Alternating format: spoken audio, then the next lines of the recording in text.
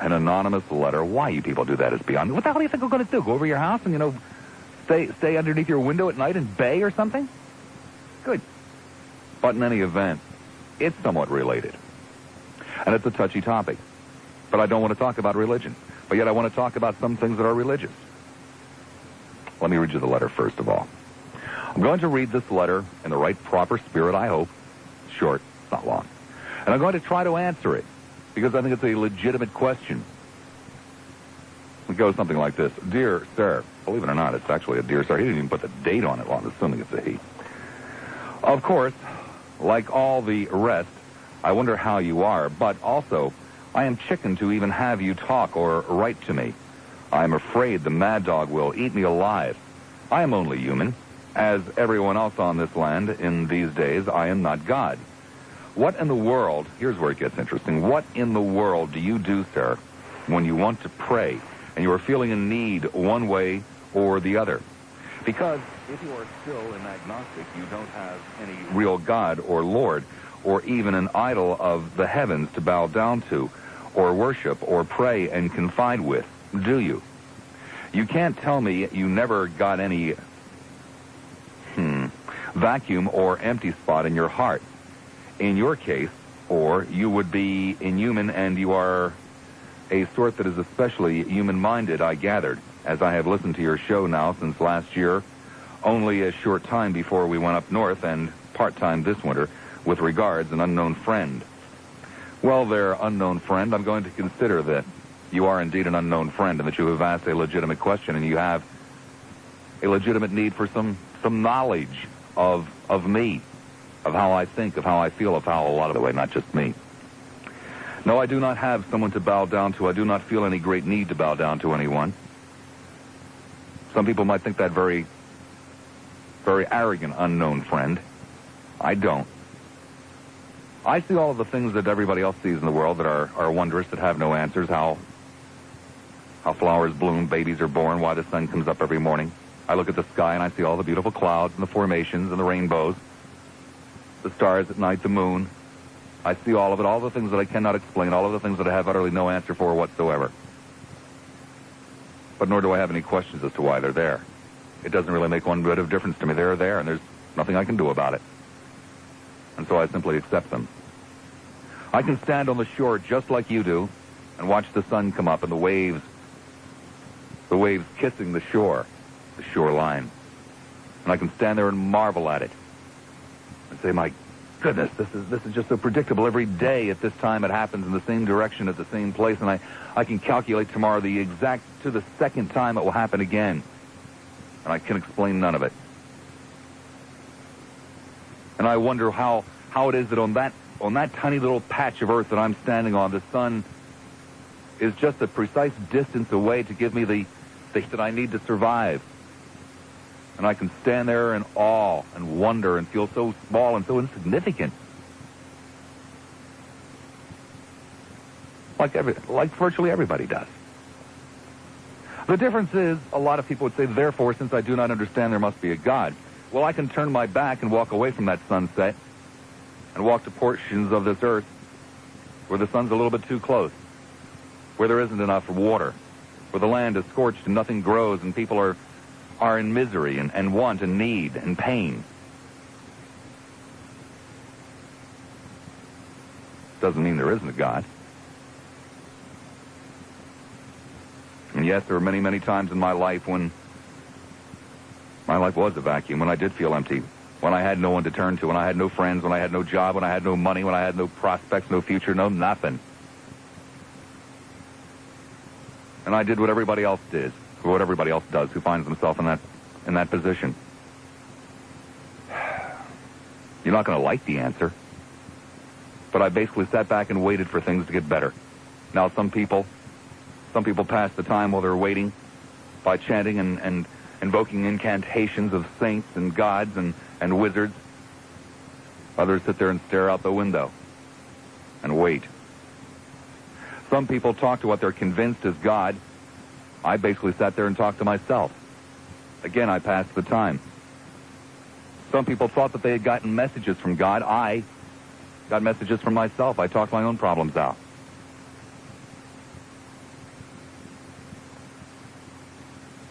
without trying to talk down, without trying to belittle, without trying to do anything to discredit, all I would say to you is I feel very sorry for you and for everybody else who does not realize the tremendous inner strength that they have.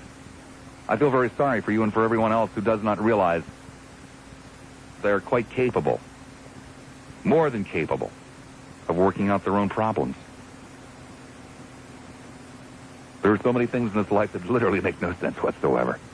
So many things that happen that there is no explanation for. But again, because there are mysteries, if you will, it doesn't mean that there is a God. It doesn't mean that there isn't. There are just things that you and I don't understand. I mean, after all, we're basically dealing with human beings. These are the things that we don't understand, how people treat us the way they do, how people can do the things to us that they do. These are the things that are usually the great problems in our lives. These are the things that, when husbands run away or when wives are unfaithful or when people do you wrong for no apparent reason. When crimes are committed against you or when injustices are perpetrated upon you, these are the things that drive us all insane. These are the things that usually leave us sitting home, wringing our hands and saying, my God, help, what's going on here? As a general rule of thumb.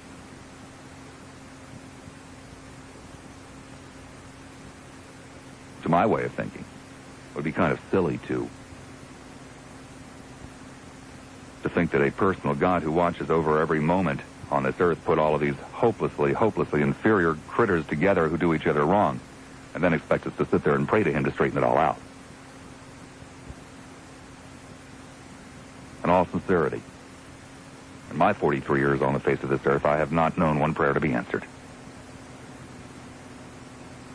Nor have I known one prayer to be ignored. I just know an awful lot of people who have asked for things, some of whom never got them, some of whom stumbled upon them. If I ask for a favor from a deity, and it supposedly appears, that does not mean the deity has answered my prayer. It does not mean that a miracle has taken place. Usually we ask for things that are perfectly possible. I mean, if I ask for my son who is strayed to come home, that's possible. It's probable. And if I ask for that from a deity and it happens, it does not mean my prayers have been answered. It does not mean a miracle has taken place. If I were to ask for something utterly extraordinary, for example, for a stone to fall up instead of down, and the stone fell up, that would have been a miracle. That would have been something utterly extraordinary, something that only a God could have answered, could have taken care of.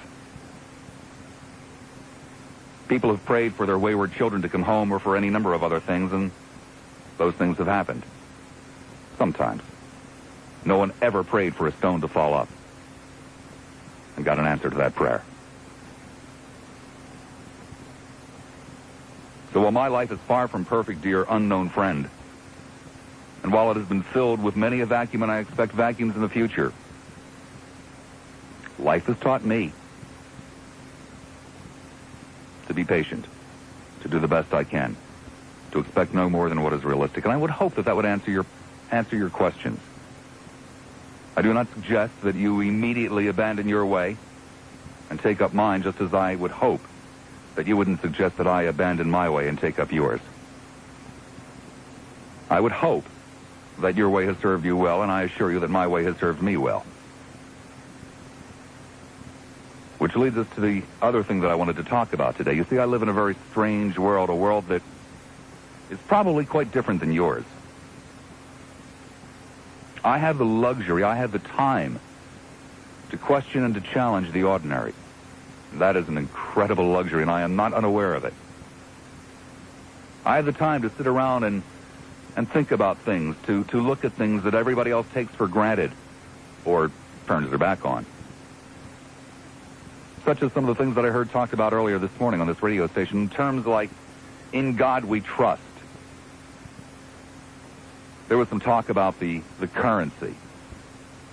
The American Atheist Association, I think that's what they call themselves, or something close to it, are involved in some silly kind of little little game to get the phrase taken off the currency, "In God We Trust." Frankly, I should think that the American Atheist Association or Society would be all in favor of having it on there, and that all of the religious people would be doing their damnedest to get it taken off. You see, because what happened is 20, 30 years ago, some well-meaning soul proposed it before a bunch of cowardly politicians who were not about to say, no, I'm against putting "In God We Trust" on the money.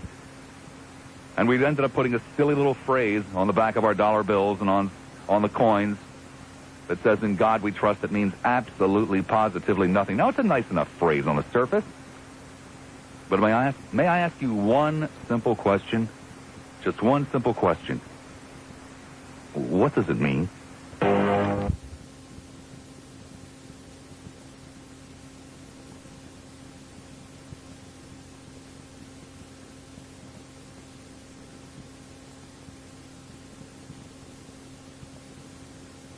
God of vengeance, the one who sends earthquakes to punish people, the one who sends plagues and who made AIDS to punish the homosexuals? Is that the God that we live under? For some of us it is. For most of us it isn't. Is it the God who is the God of love and forgiveness and kindness and mercy? The God who would forgive the thief, who would forgive the rapist, who would forgive the murderer simply because they ask for forgiveness? Is that the God that we live under? Well, for some of us it is. For most of us it isn't. Do we live under the God who has a son, or do we live under the God who doesn't have a son? Which God do we live under? I dare say that without a great deal of grief or aggravation on my part, I could get two of you literally striking each other. An argument over whether it's the God with the son or the God without the son that we live under in this nation. Which God do we live under? What does it mean? I mean, if there is a God, could there possibly be a nation on the face of the earth that was not under him? Could there possibly be a nation on the face of the earth that wasn't under God, if there is a God? And for the purposes of this conversation, we will assume the majority of you are right. Every nation is under God. Well, are you hoping to get a little better treatment because you put it on your stationery? In essence, you think he's going to be impressed? Do you suppose there is a nation that is not under God? One nation not under God? Well, it would be kind of silly, wouldn't it? It would be kind of silly to assume that there is a nation, regardless of what their politics, regardless of what their stated position is, that, if there's a God here, it would be silly to think that there's a nation that doesn't have to answer to him. And if God is so big and so powerful, do you really think he's that impressed? Oh, they put one nation under God in their Pledge of Allegiance there, God. Well, Gabriel, be kinder to them. Give them more wheat per acre. Come on.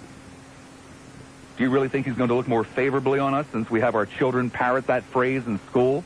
Which, by the way, when was the last time you pledged allegiance to the flag? Why are we afraid that our kids are disloyal? They're the only ones we keep asking to do it day in and day out in school. Pledge allegiance to the flag of the United States of America. We don't start off the day here at work. How about you? No, it's our kids. We must be really concerned that these kids are going to go, over to the other side. Pledge, baby, pledge. Come on, say it again. And again. And again. Could you say it? You know all the words? Quick. Right now. In God we trust. What does that mean? One nation under God. What does that mean? In God we trust. Is there anyone else that we could trust in? If indeed there's a God, then there's nobody else you could trust in. In what? In Bob Lassiter we trust? Whoa! In Lionel we trust? Whoa! No, it can only be God. But if we do trust in God, why do we have insurance? Or guns? Or doctors? Or locks? Or whatever? We don't trust in God for any of that stuff. Now, those who are firm believers trust in God for one thing and one thing only, salvation. So what in the hell's that of doing on our money? Much of which is used to commit sin. wants to be the first Yahoo this afternoon to call up here and tell me that God doesn't mind his name being used on a piece of paper that's used to spread misery? I'd have to think he would be very, very sad about it. Who wants to be the first honest believer to call up and tell me that it was a thoughtless mistake to put the name of God on the currency? A well-meaning mistake, but a mistake and an insult nonetheless. Now, I've read the book once or twice, and I can't remember any suggestion whatsoever that God wanted anything to do with government. Anything at all. I've read the book, and nowhere in there does it say, I mean, even Paul doesn't suggest that before every town council meeting, somebody invoke the name of God. In fact, it's quite the contrary. So it would seem to me that while it was a well-meaning gesture, it was not what he wanted. Wouldn't you agree? Now, I suppose we could argue these points based on law. I suppose we could argue them based on philosophy. I suppose we could even argue them based on theology and get absolutely nowhere, because most people do not want to get involved with what I readily admit to being pseudo-intellectualism. But is it possible? Is it humanly possible for you and I to approach these things from a common sense point of view? Is there any possibility whatsoever that you and I can talk about this? Is there any possibility that what I've just said holds a hell of a lot of water? Are these things important to you? Is it important that it says in God we trust on the money? Is it important to you that we have the words one nation under God in a Pledge of Allegiance that you and I don't even bother to say? Are these things important to you? If they are, tell me about them. Not from a theological, not from a logical point of view, but from your gut. And if they aren't important to you, why not? Let me give you the telephone numbers. 990-9352 in Hillsborough. 990-WFLA. In Pinellas, 461-9352. 461-WFLA. However, there's something I would like you to take into consideration. I've laid this out before you. I've given it some fair thought. I have expressed it in as non-threatening a way as I possibly can. But I am on the verge of giving up insofar as trying to bring new blood into this talk show is concerned. I've had little or no help from my colleagues who continue to talk to the same nifty-50 over and over and over again. Now, I admit to getting somewhat bent out of shape when I go to the trouble of laying something out for you. Something for your consideration only to meet stone silence. Oh, what do you say? Oh, I'm afraid to talk to him. The truth of the matter is I have literally spent months selectively weeding out chronic callers from this program, trying to weed out self-proclaimed stars. Almost all of whom, by the way, almost all of whom are very decent, nice people, good people, some of them even great callers. But people who've just taken over talk radio, what I refer to now as the Nifty 50, because that's about what it is, roughly 50 people. I mean, there's Jerry from Palmacia, Joe from Odessa, Peg, Dan, Danny, Duncan, Jack, the same tired old voices that dominate every other show. Well, I'm beginning to feel, to tell you the truth, like a sucker. I didn't realize that you guys listened to hear these stars, that you loved hearing Laszlo and Rose and Mona over and over and over again with Betsy and Richie and Tom from Lutz. I didn't realize that that's what you were listening to talk radio for. I foolishly thought that people could be challenged to think and to speak out on provocative topics that were relatively close to home. But hey, gang, it's not worth trying to cultivate a broader caller base. And I'm starting to feel like to hell with it. To hell with you until you get off your collective asses and play along. I'll put up with this nifty 50. It's a hell of a lot better than sitting here begging for calls. Or it's a hell of a lot better than sitting here talking to some again, well-meaning people who are just terrified. And I'm literally on the... As a matter of fact, I'll tell you what. There is only one way to keep the chronics off the air, and that's to fill the board with new callers. And there's only one way to keep the new callers off the board, and that's to fill it with chronics. And after begging and pleading and begging and pleading, and then sitting here listening to about, or not sitting here listening to, but sitting here looking at a dozen, 2 dozen, 3 dozen jerks who can't deal with what I'm talking about this afternoon, calling up and hassling Michael, almost all of them, of course, using obscenities, too. I'll tell you what, Chronics, come home, okay? Come on home, Chronics. Not just for today, but forever. I give up. You win, Chronics. I have lost. I admit I cannot do it alone. I need you. Chronic callers, I need you. I know I've spent years driving you away. I know I have insulted you. I know I've left you on hold for hours, waiting till you got the message, and almost all of you have now. I'm begging, Chronic callers, for your forgiveness. I am begging for your forgiveness. I concede to being utterly nothing without you. I will personally apologize to any of you who call in today, personally. I will cave in and welcome you back. I cannot think of anything I'd rather give to the rest of the people in this audience who never take part than the Chronic callers one more time. What the hell other people can get away with it, I can get away with it. You may think that this is a little bit harsh, but if it's got to be the Chronic callers it will be. 3:39 the time, 990-9352 in Hillsborough, 461-9352 in Pinellas. Check into Motel 6 and get an office. Hi, Tom. Salt and the grit. Oh. And the best that a lot of you are going to do is, once every blue moon, squirt a hose at it, wash it down probably with something like, Joy or Ivory Snow out of the kitchen cabinet, and then wonder why the poor car just starts to look dull and dingy and isn't worth as much when it comes time to trade it in. Foolish people that you are, when are you going to learn? The Grand Prix Car Wash is the place to take that car. The Grand Prix Car Wash with regular use will ensure, absolutely positively ensure,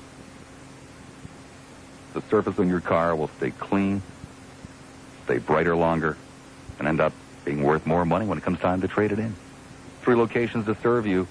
The Grand Prix in Seminole at 10471 Park Boulevard.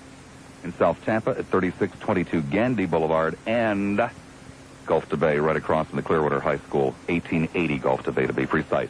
To the phones we go. 3 lines available in Hillsborough. I don't have a great deal of hope if you'd really like to know the truth. But I think just the fact that there are 3 lines open kind of points out what I was talking about when I asked you, what do these phrases mean to you? And I'm trying to come at it from as non-threatening an angle as I know how to. Not in terms of any logic or any theology or any psychology, just gut emotions. What do they mean to you? And if you can't tell me what they mean to you, then I suppose you can't tell yourself what they mean to you. And if you don't know what the hell they mean to you, what are they doing there? I'm not trying to be Machiavellian here. Not trying to pretend that the world's coming to an end because they're there. The world isn't coming to an end. But it just is one little indication of how things can change, how things that just don't seem that important are slipped in here or slipped in there. Hi, Carolyn. You're on the air at 970 WFLA. Hi, Mad Dog. How you doing? I've talked with you in a long time. I know that. I wanted to say to you that I listened to your monologue, and the first time I ever met you face to face, you challenged me. At that time, I identified myself as a Christian, and I was defending portions of the Bible. And you asked me a very profound question. You said, how is it that you can defend a portion of the Bible and not disbelieve the rest of the Bible?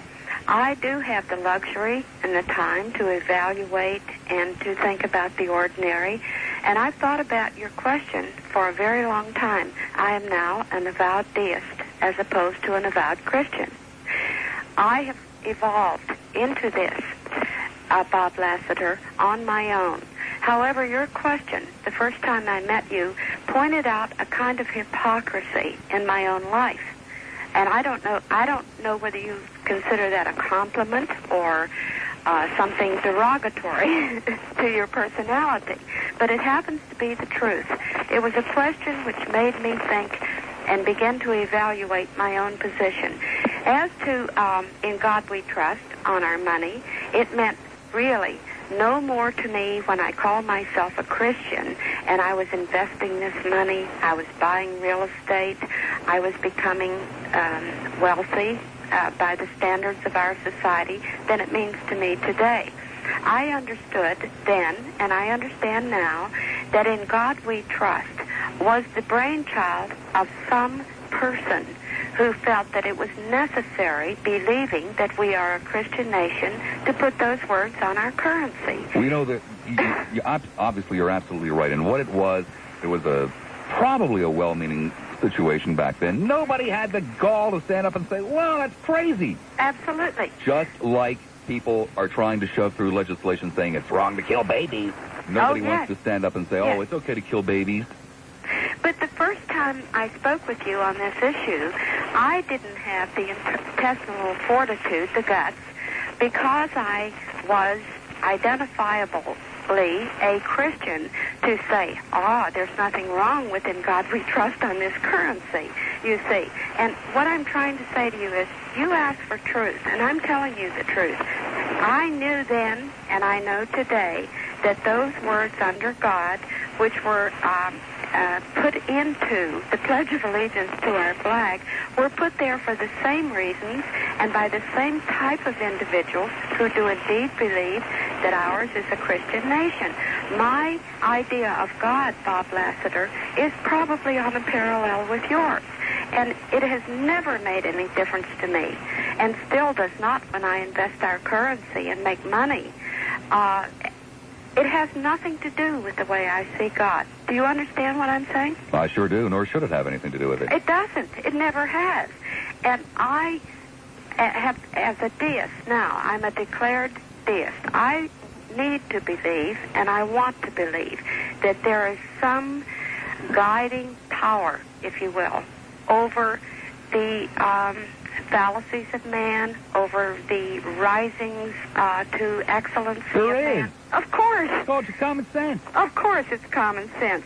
So I wanted you to know that I haven't called you in a very long time, because when I call your program and I hear screamers, I may turn it off or turn to some other station. However, I still respect your mind. I respect the questions you ask, and I've tried to honestly answer your question. I thank you very much. You're welcome. Be good. 2 lines open now, both of them in Hillsborough, 990-9352-990. WFLA, Clearwater. Clear, you're on the air, 970 WFLA. Hi, Bob. Hi. I thought she was one of those closet boozing Baptists. Anyway, Bob, you're being anti-Semitic. Oh, how's that? Well, it was the Jews who gave the world population this cloud-straddling, fire-belching God. And you're being anti-Semitic when you put this God down. I don't believe I put him down. You're complaining about In God We Trust and all that. You're being... No, wait a second. It wasn't God that put that on the currency. It was man that put that on the currency. So that's not bashing God, is it? You should never bash God, because I never do. The Jews gave us that God, who was originally a Canaanite God, that they stole from the Canaanites. Did you want to answer the 2 questions I had raised? Or did you just want to bash Carolyn and I don't Jews? put my trust in some fire-belching God. I didn't. That wasn't one of the questions. So do you just want to bash Jews and Carolyn, or did you have something? No, I'm calling you an anti-Semitic. Oh, okay. Well, thank you ever so much. The reason I don't like you... I agree with your opinion, but we sure are glad that you called, and would hope that you'll call again here at News Radio 970 WFLA, where it's not so much what you have to say that's important, it's the fact that you say it. The verdict guilty in the Hermanson trial in Sarasota. Final arguments now in the trial of Oliver North in Washington. On a call for more. I've been listening to your show this afternoon, and I wanted to get off the road and give you a call and tell you that I really commend you for being talking straight from the heart, Bob. It takes a lot of guts to do that and tell people exactly how you feel, and I'd like to commend you for doing that. Well, it's not so important how I feel. I want to know how you feel. Well, and I'm serious. What I feel is that the In God We Trust on our coins, on our money, is really immaterial whether it's on there or not. I agree with several of the callers before that it was some person that put it on there with good intentions, but it's not what we put on the money that counts, it's what we do with the money. Well, I don't know. I would think that if indeed there is a God, he'd be a little bit distressed, wouldn't you? A little bit insulted. Well, God looks at our heart, I believe. Well, exactly, and suppose he finds it empty. Well, he's given us the choice. And our choice is to make the decision to make either the right choice or the wrong choice, depending on how we lean towards which God that we follow. You know, I think that perhaps he might be able to deal with making the wrong choice. I wonder how he's going to deal with people who made no choice. You know, you're right. There's the right choice and the wrong choice, but there's that third choice that most people seem to go to: no choice. Just let somebody else do it. I agree, and someday we're all going to have to answer for the right choice, the wrong choice, or no choice. Possibly. Quite possibly. You never know about that kind of stuff, do you? No, we don't. But I'm a new Christian, and I can tell you that several years ago that two miracles happened in my life. Well, I don't have time for testimony. I appreciate that. I can appreciate lots of places you can take your personal testimonies to. This isn't one of them. But I thank you much for the call in any event. Let's go off now to Olds Mar. Olds, you're on the air at 970 WFLA. Yes, thank you. Let me preface, if I might, before I answer your question, if I might do that. Go ahead. I consider myself a Christian. Now, a lot of us, and by the way, I'm a first-time caller, so maybe I'll tie up a line for one of your other type of callers for a while. A lot of us, when we were born into this world, were reared in this situation where this is what we've lived with most of our lives. And then when you bring up these questions, and I like to think of myself kind of a logical individual also, and a logical thinker, there's a lot of things that bother me, okay, on Christianity. There's a lot of things that bother me about Christianity and about the Bible. And I consider myself a fairly well-read person in the Bible.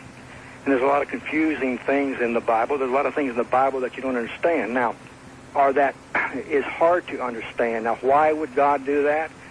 I ask myself that question. Why would God make things so hard to understand if this is what he wants us to do? So, but this is between me and my God, however I perceive him. Well, I appreciate that, but I don't want to get bogged down this afternoon in a discussion of religion. I want to deal with those two phrases. What do they mean? Why are they there? The two phrases. In God we trust. Why they put it on the money, the lady probably answered that. It was whether he was a Christian, okay, and he wanted this to be a Christian nation. Okay. It means nothing to me whether that's on there.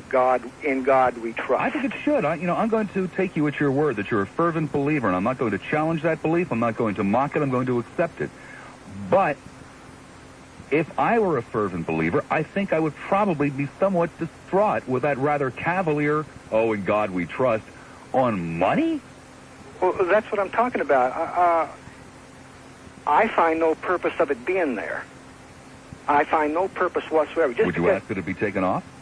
Pardon me? Would you ask that it be taken off? It could be taken off. It wouldn't bother me a bit. Yes, would you ask? But would you ask? Would you write a letter to your senator, to your congressman, saying, "Get that off of there"? No, I would not.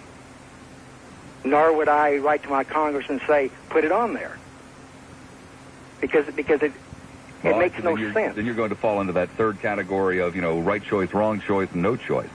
No, I think that's wrong. I think I'm making a choice, and my choice is that just because that is written on there, "In God we trust," does that affect you in any way? It's not my name, sir.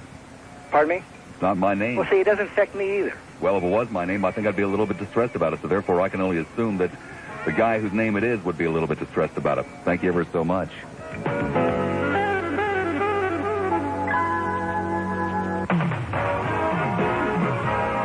When news happens in Lakeland or anywhere in the Bay Area, hear it first on News Radio 970 WFLA. Really, possibly very briefly, I might say that I don't really care what you think. The only thing that I really care about is that you have arrived at what you think and what you believe in based upon some form of sitting down or standing on your head or however you do it, of sitting around and saying, I think this way because, thinking out what you think, if that makes any sense, and it probably does. There were two little phrases that came up this morning earlier on this radio station, "In God we trust" and "one nation under God," which I suppose most Americans would really get down and dirty in terms of defending. But what do they mean? What do those phrases mean? And what do they mean to you?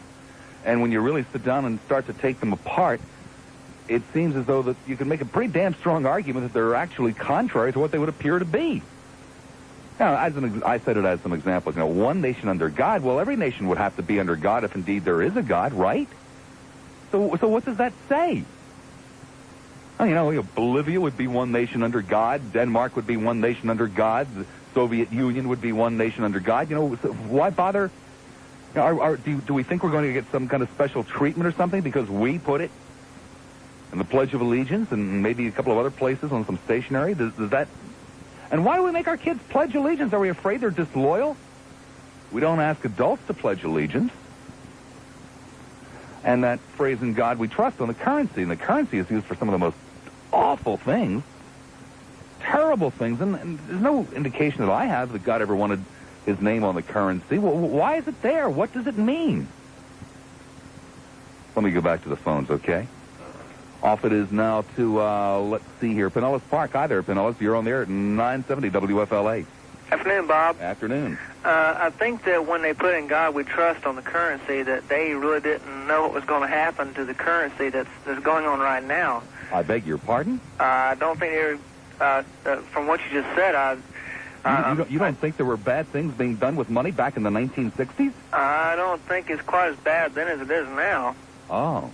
I really don't. Not with the influx of drugs that we've had, and I think that it's gone so far out of hand. I don't think that's what they had in mind. I believe that... Well, back in the 1960s, money was used to buy abortions. Money was used to buy drugs. Money was used to buy alcohol. Money was used to buy prostitutes. It was used to buy all the same things it's used to buy now. But I think we do more of that now than we did then. So what? It was still used to a great extent for terrible purposes. And that's when they first put "in God we trust" on the currency? Yeah, on paper money was in the 1960s. In the 1960s. I'm not sure the exact year. I was just born back then in 1961. I'm not a numismatist. I don't know all about it, but it just doesn't seem to me like it's offensive one way or the other. I'll tell you flat. Everybody says "oh my God" or "thank God" or whatever. It's just a term that's thrown around so easily. I don't think it should really offend or promote any one thing or knock down anything. Maybe that's all the more reason why it should offend a believer. Because it is just a figure of speech. I think that's pretty much what it is now because, excuse me, because so many people use it in so many different contexts. And I believe I heard you say one day when you were talking about religion that you posed a question to somebody if your best friend was in a car accident and you heard about it and they weren't killed, you'd say, "Thank God." Well, why would you thank God that they weren't killed if they were going to a better place?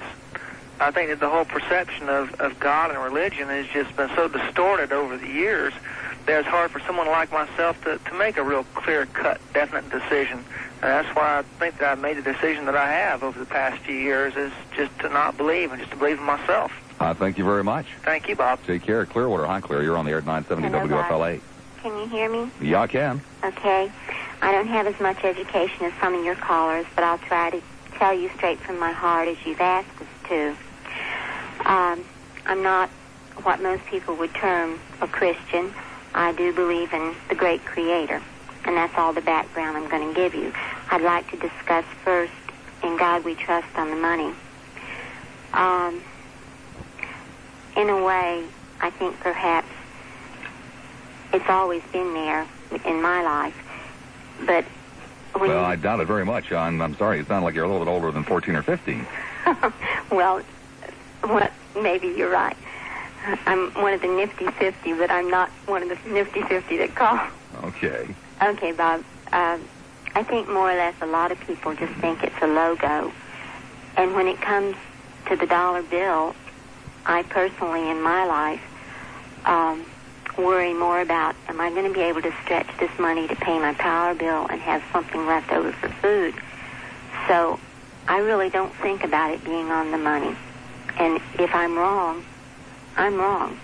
But I had not really sat down and thought about it until I was listening to you today. No, that was my whole point. I don't think most people have. It just doesn't really matter to me if it's on there or not. And I suppose if it said... Well, don't you think it would matter to God? Well, that's what I was going to bring up. I suppose if it said "in Creator," since I don't choose to call the one I believe in, God or Allah, I do call him Creator, maybe I would get a little bit upset about that, thinking that, you know, he wants us to do the best we can do, and maybe if we took that particular money and used it for the benefit of some other people, maybe he would like that. But then, as you say, it's being used for so many things, I don't think he would like some of the things that it's been used for, and I probably might consider sitting down and writing to my congressman or my senator and asking them to change it. Well, it amuses me so much that people get so incredibly bent out of shape when the American atheists go before, or attempt to go before they have virtually no chance whatsoever, Congress, and ask that such things be removed from the currency, and people get all bent out of shape without ever stopping to think about, well, gee, should it be there in the first place? Well, that's a very good point to bring up, because I really had not thought about this.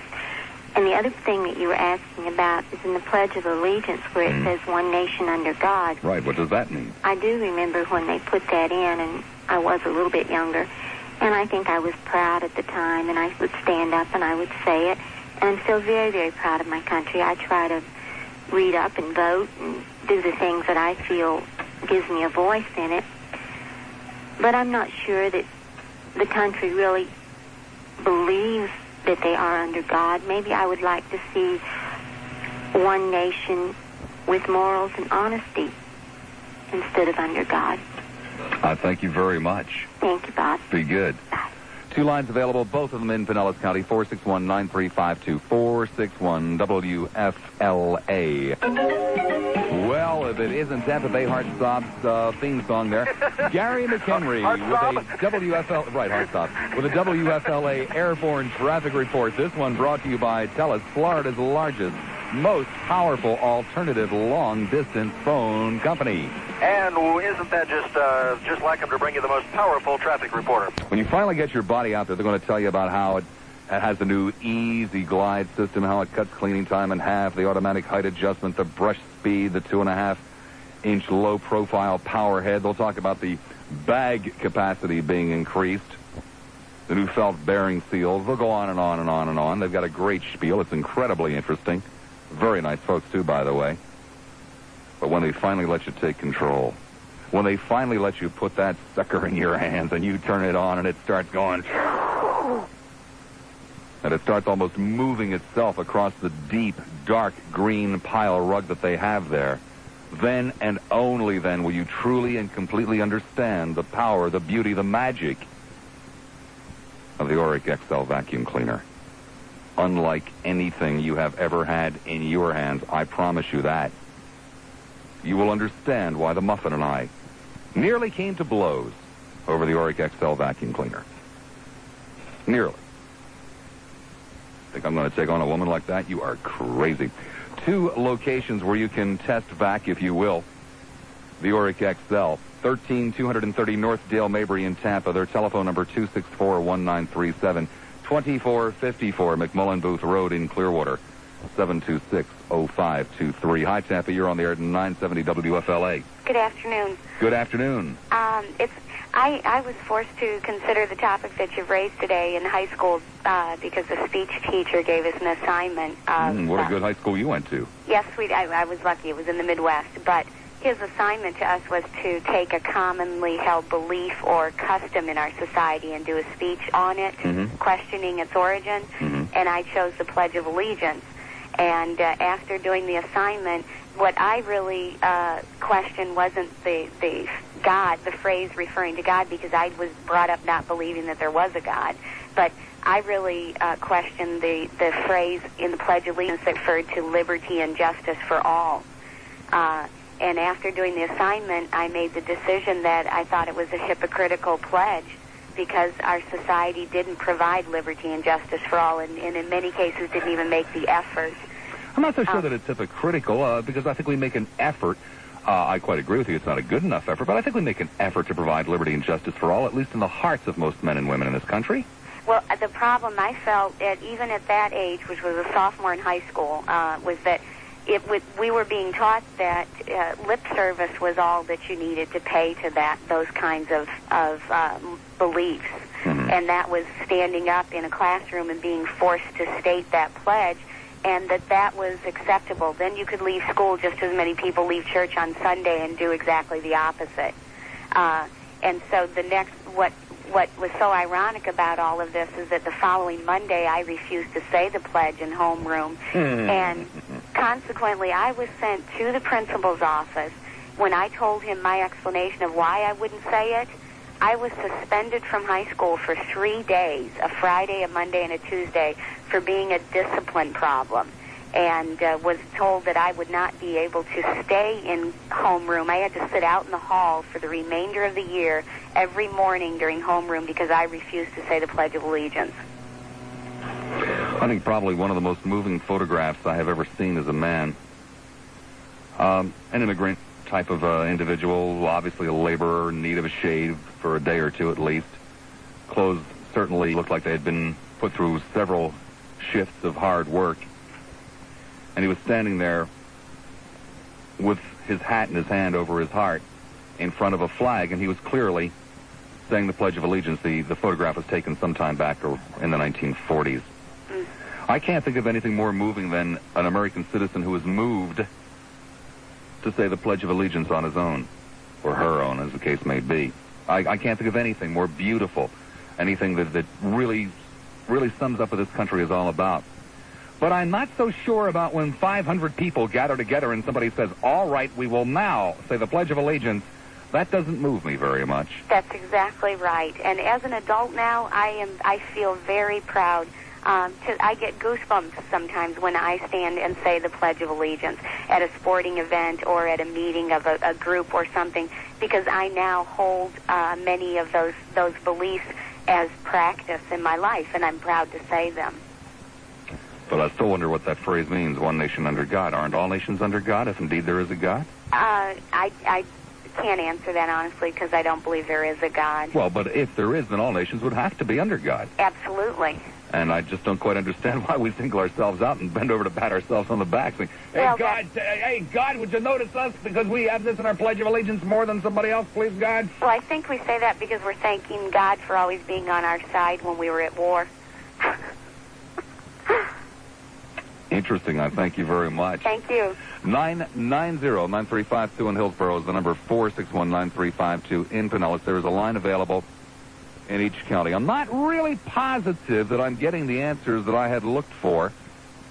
I'm not really positive that I'm getting people who are what you would refer to as firm believers to come forward and tell me what those phrases mean to them. But then I guess that really sums up the whole thing, because they don't really mean anything specifically. They're just kind of nice little phrases, things that, oh, well, they're there, they've been there, so we might as well leave them. Seems to me if you're talking about something as important as God, if it's something as serious as God, then you shouldn't trivialize it in any shape, manner, or form. Do you have the guts? Do you have the guts to take God seriously? Don Richards standing by the WFLA News Desk. Don? Late word from 970 W. It's our little tight this afternoon. Well, it's been about 45 minutes that I've been on hold here. I can understand how when you think something over and over and over, through and through and through, it gets to the point of being nonsensical. It happens to me all the time. Okay. Unbelievable drop-off just across the board. Okay. If I did that to you, I'll call back, okay? Well, no, I don't think you did it, but it is something that just literally happened. Listen, do you think that people believe that God is perfect? If they thought he was perfect, then he would definitely take care of everything that he created. Do you follow that? Well, I don't want to get into a discussion about God this afternoon. Okay. I've done that more than enough. I just want to know what those phrases mean to you. And obviously you're telling me they don't mean anything to you. They mean to me that I trust God for taking care of my needs. And that dollar is not mine. It's just something that has been given to me to take care of one of my needs. I'm glad it's on the dollar bill. Even when it's used to clearly do things that would have to make God unhappy. What do I do with it that makes God unhappy? Not necessarily what you do with it, but what's done with it, sir. Oh, well, I was just saying what I do with it. I'm glad it's there because it reminds me that God has taken care of me once again. Here I have money to get things that I need. Do you have a lock on your door? Yes. Do you ever call a physician? Yes. Do you have insurance? Yes. Then what do you trust God for, sir? Very few things that I would like to trust like him maybe in your salvation? No, we're all saved, in my belief. There's nothing that I have to do to make God like me. Okay, well, whatever, sir. Whatever turns you on, it's okay with me. Unbelievable phone situation. Gary, I guess I knew, that you were coming along. All the calls but one dropped off, but nonetheless. Oh, really? Yeah. I don't think it had anything to do with you, really. No, I'm sure it doesn't. Or your bronze traffic report. No, I'm sure it didn't. Just because the traffic reports may seem to run on and on and on and on. Something like it ought to be twinkling. You know what I mean? 990-9352 in Hillsborough, 461-9352 in Pinellas. Now, I know that I asked, incredibly easy questions. And I know that there really aren't any answers to those incredibly easy questions, but that's what I would have hoped. Maybe you're all doing this at home, and I should be pleased, but I would have hoped that some of you would have had the courage to step forward and say, well, damn, I hadn't really quite thought of it that way. Lassiter, you're right. That's what I would have hoped for. But, sometimes I guess I hope for too much from this audience, huh? St. Petersburg Beach, hi, you're on the air at 970 WFLA. Robert, this is Tom in St. Pete's Beach. You're right. So I had to give you that. You're doing what evangelists have a mandate to do.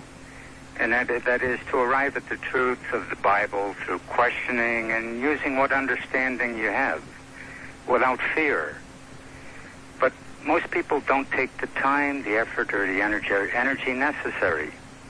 And what you do is you formulate questions. I don't remember asking anybody to call up and psychoanalyze me. I don't remember anybody calling up, suggesting anybody to call up and try to tell me what it is I'm doing on the show. I asked two simple questions. Do these things mean anything to you? Your question is like, do you still beat your wife? I mean, you just admitted that there really is no answer. I mean, it's foolishness. In God we trust means nothing. One nation under God doesn't. Then why do we say it? Well, we say a lot of things. All you have to do is listen to Ollie North or Ronald Reagan, and why do they say the things they do? Do you believe in God? Do I believe in God? Yeah. I don't know. I don't know. You'd have to give me a description of what you mean by God. You see, that seems to be all we're getting this afternoon, are deists and agnostics and atheists, when supposedly 95%, 96% of the people believe in God. Where the hell are these people today? These are, this is a legitimate question, damn it. Well, if it's all I can say in relation to God is when you use the term God to begin with, you're going far beyond my understanding. I can't have any comprehension of what God is. Consequently, people take advantage of that and formulate ideas of God, and we have dogmas, and we have people who don't want to take the time and effort and use the intellect they have to arrive at conclusions, tentative conclusions. They simply would rather have it laid out for them. And once it's laid out for you, you don't have to give it any more thought, any consideration whatsoever. You just go to church, and when they pass the plate, you put your money in, and when there's starvation in Ethiopia, we put a few dollars in the plate, and we go away pacified. Thank you, Beach. Be good. Scott, you're on the air at 970 WFLA. Scott in Largo, one of the Chronics. Hi there, Scott. Scott in Clearwater. Oh, whatever.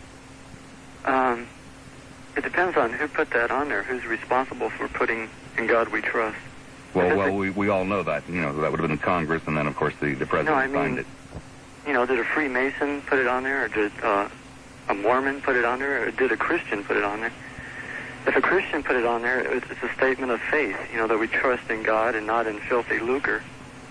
But God knows that we need money to live in the world. Mm-hmm. In fact, He'll even supply the money for you. Well, what about if it had been a Freemason? What would be the problem there? Well, like on the back of the dollar bill, that's a Freemason symbol, the all-seeing eye of deity. A Mason is responsible for putting that on the money, so maybe a Freemason is responsible for putting "In God We Trust." But see, the God of Freemasonry is not the God of the Bible. So it depends on who is responsible for putting "In God We Trust" on. Well, you see, Scott, I guess you really kind of summed up that second half of the thing when I was talking about one nation under God. Whose God? Are we talking about Scott's God or Rabbi Bresky's God, or whose God? I guess we just don't know, huh? We know. Yeah, we sure do, Scott. Don Richards standing by at the WFLA News Desk. Don? The verdict guilty in the Sarasota murder. As being the only nation under God. The implication. Well, no, what it implies to me, or the way I infer that, is, if you remember early, the sovereignty of the states was very important to our founding fathers. And what the pledge is saying is that all of these United States are one nation, well, first of all, under God. Well, first of all, it wasn't added by our founding fathers. It was added in the 1960s. Yes, sir. Well, you know... Or 50s. I agree with that, or I don't doubt that.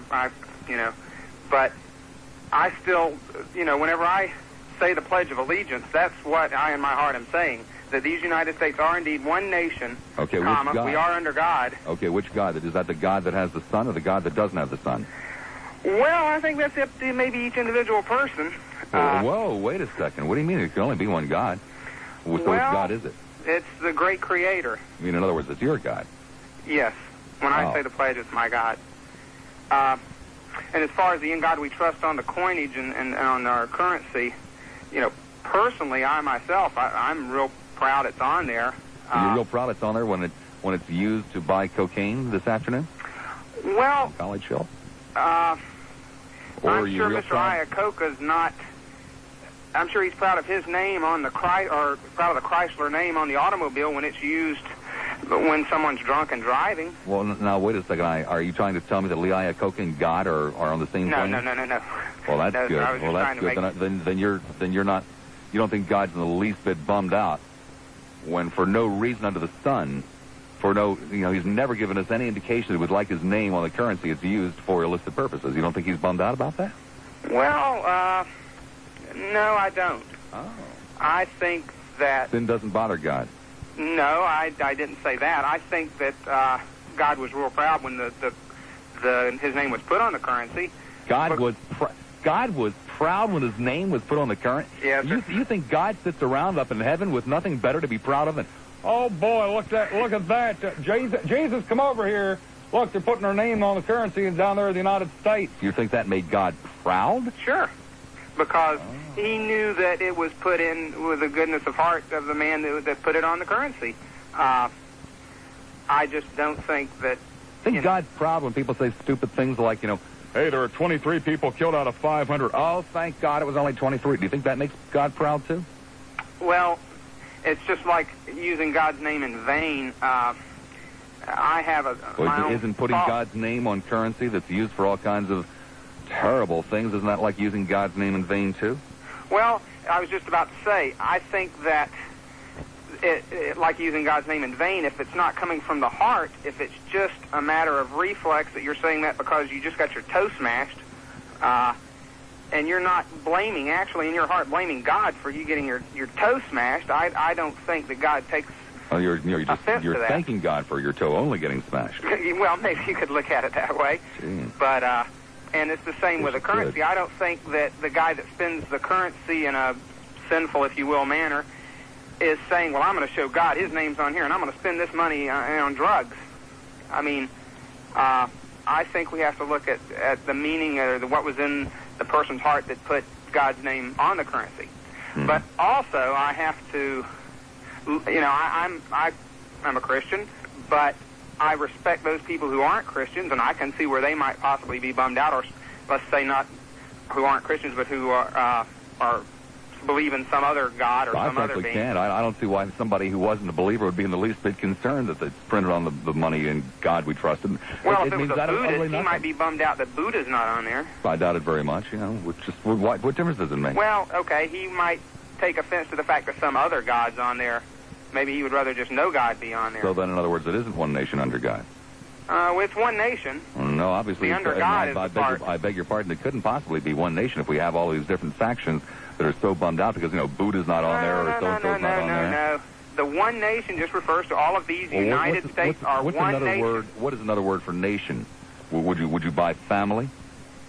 Well, I know you're leading me somewhere, so I'm scared to step into it. But, yeah, that sounds pretty good. You're right. I'm leading you into the truth. Well, if your family can't quite agree on who the father is, then I guess we don't have one family, do we? No, I won't agree with that. I think Of course, a family I know you won't can be. agree with it, but it I doesn't think a change the family fact goes that it's beyond true. biological parameters.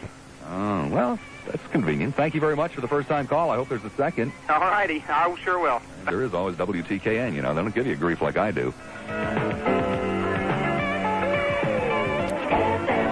11 minutes after the hour of 5 o'clock. Welcome back, Fun Seekers. Third and final hour for this April the 18th, 1989, Tuesday edition of the Bob Lassiter Show. Michael and I were just talking during the newscast about a brilliant idea.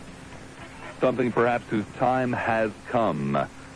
So many new people in the last couple of years listening to talk radio. So few of the classic older listeners, and not necessarily in terms of age, but frequently in terms of age as well.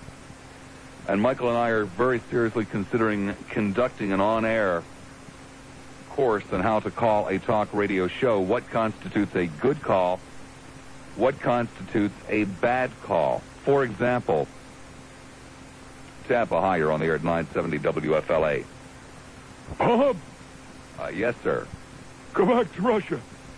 I'm from Philadelphia, sir, not Russia. Go back to Russia. I'll pay. Sir, could you bring the money in this afternoon? Yes. Go back to Russia. Go back to Russia. Call me. That is a good call. That would constitute a great call, actually, as a matter of fact. But something along the lines of hi, Clearwater, you're on the air at 970 WFLA. That is a bad call. Can you tell the difference between a good call and a bad call? Let me give you another example. Tampa, you're on the air at 970 WFLA. Hello, Bob? Yes, go ahead, Tampa. I'm 87 years old. I have 14 grandchildren. I hope you go to hell. Right now. That is a good call. Let me give you another example of a bad call. Tampa, you're on the air at 970 WFLA. Hello, Bob? Yes. Sound of toilet flushing. That is a bad call. It is not original. It is not humorous. It is a bad call. Perhaps Michael and I will do an entire program on what is a good call and what is a bad call. But nonetheless, the 445 Blues continue until about 5:20. I'll give you the telephone numbers, 990-9352 in Hillsborough, 461-9352 in Pinellas. In case you were wondering, and I can well understand, even if you've been with us from the very first moment of this program, why you were wondering. Simply, we were talking about meaningless little phrases and gestures, little things like "in God we trust." You know, the atheists are trying to get "in God we trust" taken off the money and all, but people are so bent out of shape about it. But I'd wonder what that phrase means to the people who are so bent out of shape about it. Same situation with, one nation under God. I guess the filthy, vile atheists are working on that one too. What does that mean? 990-9352 in Hillsborough, 461-9352 in Pinellas, Tampa. You're on the air at 970 WFLA. Bob? Yeah. It's my first time to call. Great. I wanted to comment on your "In God We Trust." The Bible says there's one God, one mediator between God and man, the man, Jesus Christ. Yeah, but I know only a handful of people relative in the world bother reading the Bible. I know that. If they did, they would be less confused, I believe. In other words, if other people accepted your religion, they would be less confused. Do you realize that they have, in essence, the same feeling about you, that if you would accept their religion, you'd be far better off? Right. If the Bible's correct, and I believe it is, then there's still one God, one mediator. In God We Trust, I think this tells our folks using the money that this nation is trusting in God. Trusting in God for what, sir? I was there when they put it on. Trusting in God for what? It just means one nation under God. No, sir, we'll get to that later on. Trusting in God for what? Well, he brought us through the Second World War. He brought us through the First World War. I beg your pardon, sir. There were millions and millions and millions of people that he didn't bring through the Second World War. That's right. I was there with the Sir, I didn't ask about your war record. This is turning into a great call. Bringing up your war record is usually very, very good. Take notes on this one, please. Sir, your war record is irrelevant. In trusting in God for what? In God We Trust just tells whose side we're on. Sir, what are you trusting for? Do you have locks on your door? Do I have locks on my door? Yes, sir. Sure. Do you have an insurance policy, sir? I certainly do. Do you have a gun? Yes, I do.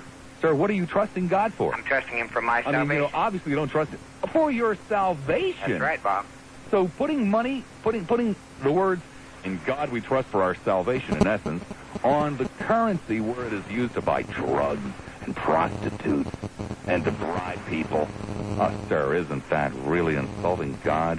I mean, if, for example, sir, we put your name, if we put we'll just say your name is Bill. In Bill we trust on a piece of paper, and then we use that piece of paper for awful things. Awful things. Wouldn't you be insulted, sir? Our nation, that just tells Sir, us wouldn't you Stanford. be insulted, No, sir? I would not. You wouldn't be insulted. Are you insulted to drive the car you sir, have? sir, it's fine. With the car that I have? Yes. What the hell has that got to do The with same kind of anything? car you have is used drugs, prostitutes, drug runners. Sir, I don't pretend to be God. Okay. Well, Do God you? didn't put it on. Man did. Oh. I was there when they put it on. The men, that was our indication to the nations around the world. This is a nation under God. A Bible God, which is one meeting. A Bible God. Which Bible God is that, sir? King James Bible. Well, wait a second, sir. The King James, so people who read the American Standard, for example, wouldn't be part of that. Oh, they could, sure. Or the people who read the Torah. The founding fathers read the King James. No, sir, they didn't. Yes, they did. Sir, I beg your pardon. There were an awful lot of founding fathers that put utterly no faith whatsoever in that book. There's an awful lot that did. That's why our nation was blessed. You try to tell a Cambodian. Sir, blessed. That's right. Where's the nation blessed, sir? Well, the nation was blessed with slaves. The lady from Midwest The nation was blessed with slaves. That's people. That's not God doing that. They're freed, aren't they? In this country, they're free. Sir, wait a second. Well, then what did God bless? He blessed the principles of the nation. The principles of the nation. The principles of the nation, sir, were the black men were worth less. That's a small than white minority. men. The principles of the nation. And he was corrected. It was a small minority. He was corrected by a man who also believed in God. Sir, do you mean it was okay because it was a small minority? It was corrected by a Sir, man do you who mean also... it was okay because it was a small minority? I'm not putting my okay on it. I'm just saying a man that but believes God in put God. his okay on it. That's what you're telling me, sir. You're telling me, sir, that God put his okay on it.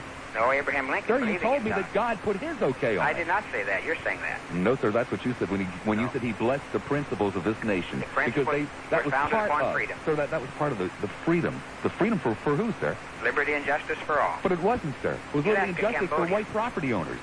White male property owners. That was our decision. That wasn't God's decision. But, sir, you said that God blessed that. Some of those people in our But, sir, country... you said that God blessed I that. didn't say that. Yes, sure. Sir, you did. I'll play back the damn tape if you want. Great, play it back. God blessed the principles of our nation. Sir, again, you just said it. And the principles of our nation were. And Abraham Lincoln freed the slaves under the Sir, principles that of was God. 100 years later. That's right. Oh, it took God 100... Jeez, God really works slow. There's huh? drug runners in our country, too, but because there are some Bible believers, God's still blessing our nation. Oh, in what way, sir? God is blessing our nation Yes, when... sir, he surely is. I've been in Korea, Cambodia, surely is. Vietnam, Laos, and South He's Africa. blessing our nation when a third of the nation lives almost in poverty? That's by their choice. By their choice. This happens to be the only nation in the world where you can be a millionaire if you want to. So all of those little children living in poverty in Appalachia and in College Park and in Newark, New Jersey, and in the south side of Chicago, all those innocent little children are living in poverty by their choice. That's by their parents' choice. Many living in immorality, adultery, and fornication, they can't expect to Well, sir, many of them aren't living in immorality and adultery and fornication, sir. And there are an awful lot of very wealthy people who live in immorality and adultery and fornication. So I guess one really has nothing whatsoever to do with the other. And I guess, sir, that there really isn't a God blessing this nation either, huh? I believe there is. We're still free. No, sir, you just want to hope there is, but there's no indication whatsoever. Ask the folks that have come here for refuge, the Hindu, the Vietnam, Cambodia, Laos. Sir, you're talking about those people that don't believe in your God. They've come here for refuge. You're talking about the people that don't believe in your God. The people that have a different God, sir? I guess they should get the hell out of here right now because they don't believe in your God. Of course not. They have a chance now to believe in a God. Oh, so now but what happens if they don't want to take your God? That's their choice. There's a heaven and a hell prepared for those. And so therefore, they'll not be part of the nation. Sure, they're part of the nation. And of course, they'll have to go to hell if they don't accept your God. Get off my phone. Don't ever call me again, sir. That, by the way, was a great call. Speaking of great... Fibber. What do you mean, fibber? What are you talking about? I just love it when you get testy. Oh, boy. Would you like to come over to my house after work tonight, Gary? Maybe I can get testy with you, you know what I mean? You better be nice to me or I'll tell the Uncle Bob story. 970 WFLA's dangerous traffic reporter, none other than... Bronze Adonis. The Bronze Adonis. The heartthrob of Tampa Bay, Gary McHenry. Thank you, Bob. Traffic northbound on 275, real heavy up to... Bob Lassiter.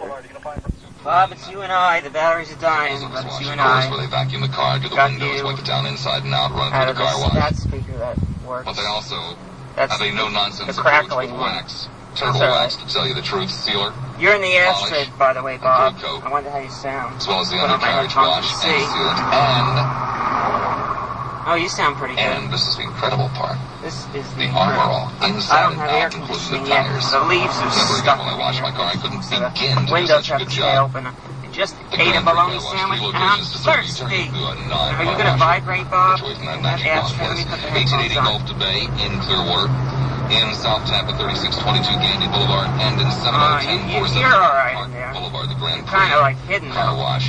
Could Clear you water be hot cleaner air if I on can there, find a better 970 spot? WFLA. Hello, Batteries Claire. are probably going to die anyway. Clearly Now, clear. where the It hell is you. take Central Speak Avenue? now or forever hold your peace. Forever, forever, forever.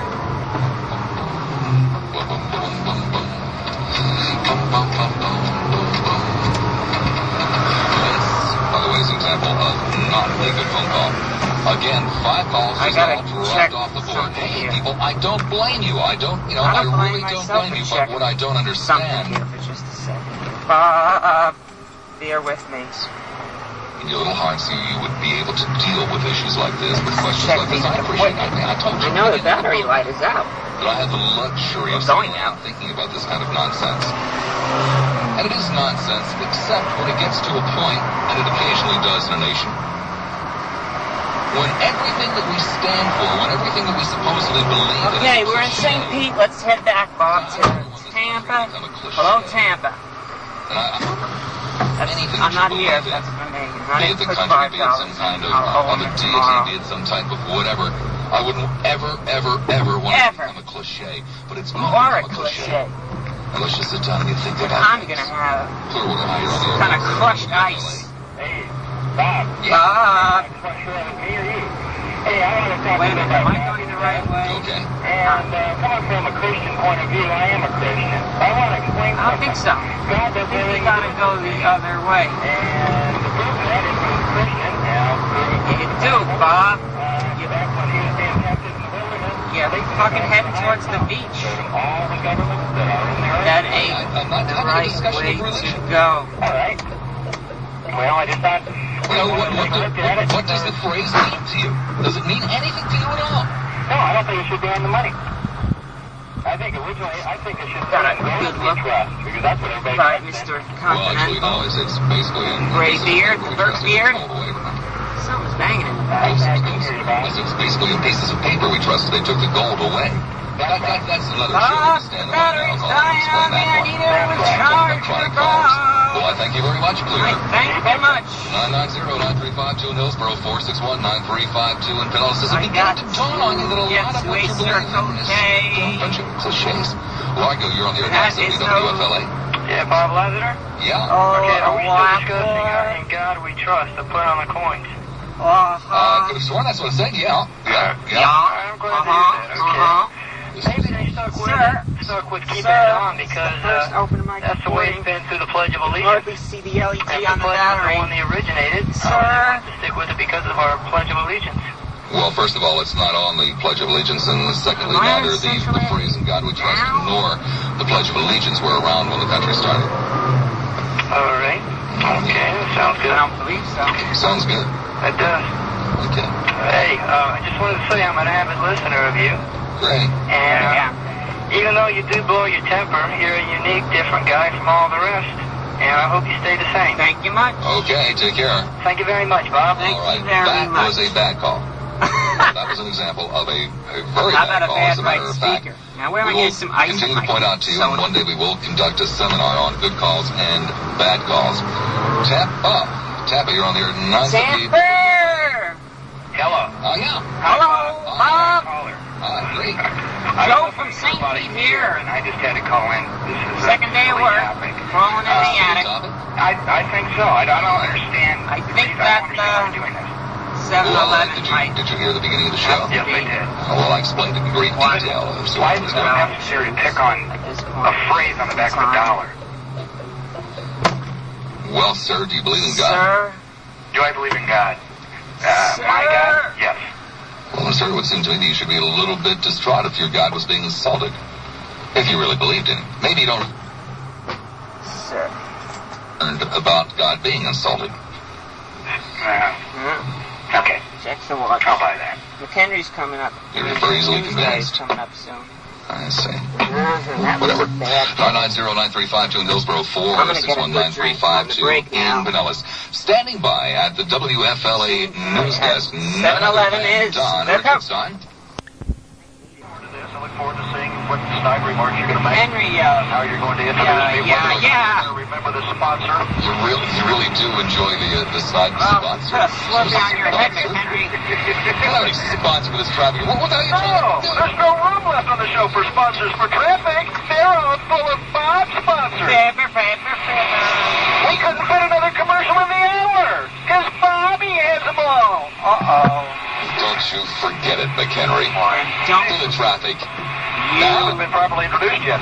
Come on, you freak. Let's say go. Get another one into the traffic. Traffic on the Howard Franklin Bridge, eastbound, westbound, not too bad. The westbound side slowing down as you approach the bridge. All right. Right about the... Slurper, slurper, slurper. Well, no problem. That little phrase before almost always means big problems ahead. How about that Borak? You can have my word on it. Did you ever hear that one before? Nope. Sometimes Did you ever hear of the broken like you're speaker? talking to Joey Suzu. Look, Town and Country Mortgage and Investment Corporation isn't going to tell you what you want to hear all the time. Why, you ought to... There's one thing that you can count on with the folks at Town and Country Mortgage and Investment Corporation. That they're good will give people. You an honest answer. So if you feel that you've been given the runaround by other mortgage brokers or financial institutions, then give Town and Country a call. 264-264-2648. They're located at 14502 North Dale Mabry. Town and Country Mortgage and Investment Corporation. Business Solutions. This is a hassle. I need to know They're that. licensed mortgage brokers.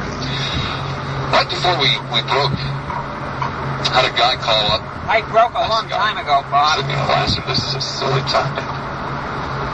I got kind of short with him because I didn't think it was a silly topic. Silly, silly, silly. But you know, he's absolutely right. Insofar as he is concerned, the man is absolutely dead on the money. And I guess out of the battery.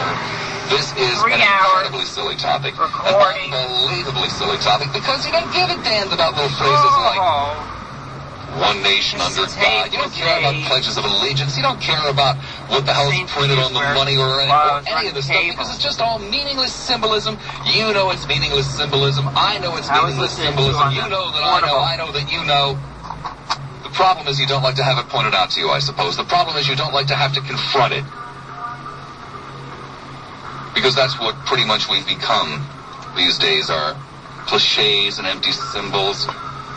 When people can call up and say things like we heard last week, you know, things like, boy, I wish, some of those protesters, somebody would die in their We heard Lassiter say that. We got too many rights. Sometimes we got too many rights. Hey, Lassiter. Hey, all those kind of things. The bleeding heart liberals pick on. See, I really move when I see the Pledge of Allegiance being recited by somebody that really wants to recite it. I'm really moved. I'm really slurping now. The concepts behind this country. I like this show. Today was good. Oh, in fact, tears to my eyes. You missed a little bit because I had it without the radio. I would think, foolish lad that I am, I would think for sure. I mean, just a lot of people, not all the people, but a lot of people would also be moved, and a lot of people would also care very much about what is said, how it's said. But then I guess that I have a different concept of what America is all about and what living in America is all about. I always thought that America was a place where you had an opportunity to partake in your own self-destiny. It's gonna get windy now, Bob. I thought that living in America was part of being in a democracy where you got to choose. Yeah! I know, republic, all that kind of stuff, but where you got to choose your leaders and I'm gonna roll up this window here, Bob. No matter who you were. How do you like that? And I'm gonna roll the other one if I can just... Receive fair treatment. Oh! That you receive equal opportunity. I didn't know that America had to come for most people to be a place you filthy, damned rich where you didn't have to have any social responsibility or share anything with anybody. You did? But just keep it all for yourself and to hell with anybody else. Bet your fucking ass. I guess I am just such a sucker that I really thought things like phrases meant something. I really thought that what we teach our children to say really meant something. I thought we were more than just teaching them to say it. I thought we were teaching them to live it. Because that's what they did when I went to school. They taught me to live it, not just to say it. It was a very special time of the day. Yeah, it's about the Pledge of Allegiance was recited. It was a very special time of the day when civics were taught. As a matter of fact, it was a hell of a lot more important to teach civics than it was to teach marketing. I guess it is a very silly topic, sir. I really sincerely apologize for troubling you with my silly topic. I'm very sorry that... Sorry, I'm going to be out of I asked you a question, some of the symbols of your nation. Not a question as to whether or not they were good or bad. Beginning with that girl. That girl? I asked you whether or not they still applied. Incredibly silly of me. I mentioned a little bit earlier that it wasn't so important to you that you knew why you believed it. How incredibly silly of me, sir, to expect you to do something like that. I'll slurp on your head. Sir, I'm very comfortable in my beliefs because I've thought about them. Slurp! Yes, sir, they do change from time to time. I have to tell you that because I'm constantly reevaluating them. Constantly trying to determine I have a blank tape off, but I believe it makes any sense. You know, to tell you the truth, sometimes the things I believe in, sir, don't make sense. Sometimes I guess I just didn't think about them hard enough. Or sometimes I just accepted what I thought I believed from someone else without fully exploring it myself.